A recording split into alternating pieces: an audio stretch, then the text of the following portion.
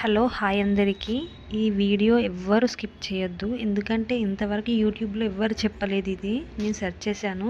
ఇప్పుడు 5 generations frame అని చూపిస్తున్నారు, వీడియోస్ చేస్తున్నారు. కానీ వాళ్ళు ఉన్నప్పుడు అంటే మన తాతమ్మలు ఉంటే వాళ్ళతో ఖచ్చితంగా పుట్టిన పిల్లలకి పాలు పోయించాలి, వాళ్ళు ఆశీర్వదించడం మంచిది అని మన పెద్దలు చెప్తారు. మీకు ఎవరికన్నా ఇది తెలుసా చెప్పండి.